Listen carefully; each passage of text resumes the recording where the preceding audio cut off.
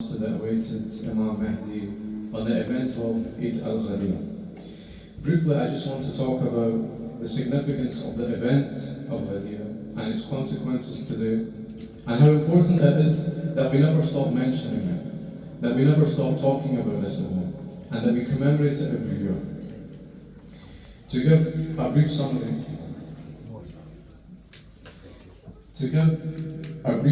of what Eid al-Ghadir is, it is one of the most important days for the Muslims, and especially for the Shia. For they are the ones who make it an importance to celebrate this day. It is held on the 18th of Dhul Hijjah every year as the day when the Prophet appointed Amir al-Mu'mineen, Imam Ali alayhi salam, as his successor. To give some background to the event of Ghadir al-Khum, which is the event that we commemorate today, we can see that 10 years after Hijrah, Rasulullah sallallahu alayhi wa sallam ordered his followers to join him in his first and last pilgrimage. The scholars and the ulama believe that more than 70,000 people followed the Prophet on his way to Mecca. And on the 4th day of this month, more than 100,000 of the Muslims were present upon the Prophet's entry into Mecca. Now, when returning from this holy pilgrimage at an area called Ghadir al-Khum, Rasulullah delivered the most well-known sermon, during which he called upon his cousin and his son-in-law, Ali ibn Abi Talib, and declared the following to the people. It seems the time approaches when I shall be called away and I shall answer that call. I am leaving for you two precious things. If you adhere to both of them, you will never go astray after me. These two things are the Book of Allah, the Quran, and my Ahlul Bayt hymns. These two shall never separate from each other until they come to me by the pool of paradise. And then Rasulullah continued on to say, do I not have more right over the believers than what they have over themselves? The people cried out and answered, yes, Ya Rasulullah. Then Rasulullah held up the hand of Ali alayhi salam and said, whoever I am his leader, Ali is his leader. O God, love those who love him and be hostile to those who are hostile to him. In Arabic, the word leader, which the Prophet used, was Mawla. The word Mawla in Arabic has different meanings depending on different contexts. It can either mean to be close to, or it can mean to be friends with, or it can mean to have power over. It can have reciprocal meanings, depending on whether it is used in an active or passive voice. It can mean master, or it can mean friend. Now, some of the Muslims have taken the word Mawla to mean the latter. They have taken it to mean the word friend. But when we apply this logic to the event of Ghadir Khum, and to the words of the Holy Prophet, this seems entirely illogical. It doesn't make sense. Forget the theological differences between the Shia and the Sunni. Some matters are quite clear to understand from simply observing them with our rational mind and using our intellect. When the Holy Prophet stops people under the burning, scorching summer sun, under the intense heat of the Arabian desert, does he stop to make a speech in front of 1,000 people in a valley where the mountains cause an echo to be heard? Does the Prophet stop to then say, whoever is my friend, Ali is his friend?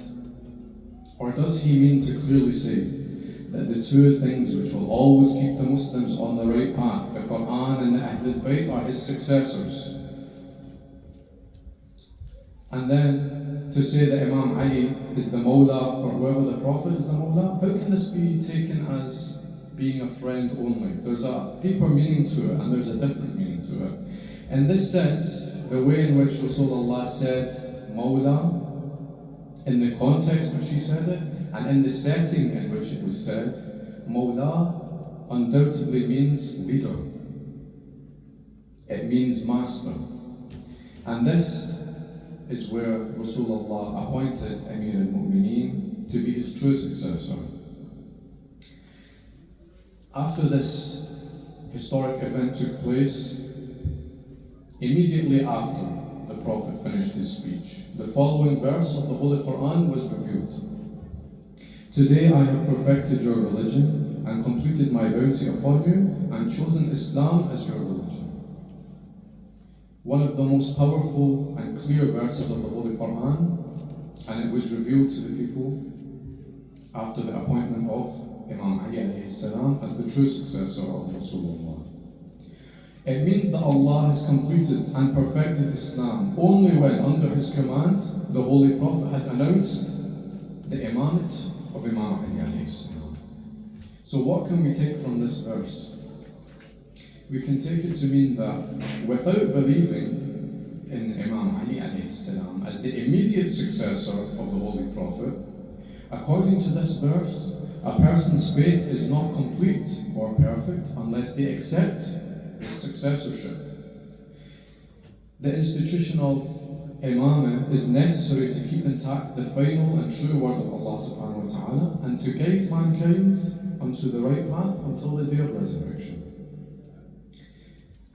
Of course, with most eras of Islamic history, people raise objections and criticisms at these events. In terms of the event of al-Ghadir, people have raised some objections about the speech of Rasulullah. Some people come with the argument, why didn't the Prophet Muhammad, peace be upon him, say, whoever I am his Mawla, then Ali is the successor after me? Why wasn't he more clear in the language that he used? But this argument, even when we try to look at it and examine it, we can see it's clutching at straws. It's a very desperate and weak argument. The way that the Prophet has said the words that he said was so obvious and so clear. But we'll address it anyway. If the Prophet had not said things in this way, then there would have been no test for us to determine what is the right path and what is the false path. Every day we hear people say, and we say ourselves, this world is just a test. Our purpose in this world is a test to see whether we can take the right approach or the wrong approach. Now this example, this event is one of the biggest tests for a Muslim to undergo. They either choose the path that Rasulullah had laid out for them, or they choose the path that others take after when they deviated from this path. It's important to bear in mind then that the Holy Prophet never said such a thing or never made such an example of a person like Imam Ali in this event to anyone else. Some people say, well, the Prophet spoke favourably among other people, why aren't they the successors? Find me one event where the Prophet gathered 100,000 people and said, whoever I am his master, Ali is his master. No one in Islamic history received such praise other than Amir al-Mu'mineen. And then some will come, once this argument is being debated, and they say, well, why is this event not mentioned in the Holy Quran itself? Well, the way to pray is not in the Holy Quran. Many of the rulings of things which happen in everyday life are not mentioned explicitly in the Quran. And even if it was mentioned in the Holy Quran, such as the way to break your fast in Ramadan, or the way to make wudu, some people wouldn't even listen to it in that sense. People would still deviate, people would still go their own ways with their own interpretations and their own beliefs. And by the way, we have even closer to indicate the way for us about the true nature of this appointment by the Prophet. Before the Prophet went out to the Battle of Tabuk, he said, will you not be pleased that you are to me like Harun was to Musa? The Prophet said this to Imam Ali alayhi salam. He said, will you not be pleased that you are to me like Harun was to Musa, except that there will be no prophet after me? This is a very clear-cut explanation that the Prophet indicated that the next leader after him would be Amir al-Mu'mineen, except that there is no prophet after him. Hence we derive the term Imam. Now today we are celebrating. We are in our mood of festivity because of this Eid. But is this Eid a bid'ah? Is it an innovation? why do we even celebrate it? Well, we can look firstly to the Imams and to see how they reacted to this event every year. Imam Hassan ibn Ali alayhi salam used to hold ceremonies in Kufa every single year to mark the occasion of Ghadir. And after the ceremony, the Imam would give people gifts. He would greet them. People would come wearing their new clothes, using perfume, making donations, helping others, saying their prayers, feeding other people, and generally making others feel happy and giving them gifts to commemorate this day. More prominently, however, and more interestingly, Rasulullah sallallahu alayhi wa sallam has said that the day of Ghadir is the best Eid of my ummah. And this is the day Allah subhanahu wa ta'ala ordered to appoint my brother Ali ibn Abi Talib as the standard bearer of my ummah so that he will guide people after I pass away. And that is the day that Allah has perfected this religion and completed blessings upon my ummah and chosen Islam as their religion. Imam al-Rida alayhi salam has said that the day of Ghadir is more popular among the dwellers of heaven, amongst the people of heaven, than among the people of the earth. He said that if people knew the value of this day, then undoubtedly angels would shake hands with them 10 times a day. And lastly, Imam al-Sadiq alayhi salam has said that Eid al-Ghadir is the greatest and most glorious Eid of the Muslims, in every hour of which they need to thank Allah subhanahu wa ta'ala, and that people fast on this day to show their gratitude, and that fasting this day equals 60 years of worship. Imam al-Sadiq alayhi salam says, thank Allah subhanahu wa ta'ala for the blessings which have occurred on this day. And for our gratitude we say, Alhamdulillah alladhi ja'alana min al-mutamassakin bi wilayati Amir al-Mu'minin. Salawat ala Muhammad wa ali Muhammad.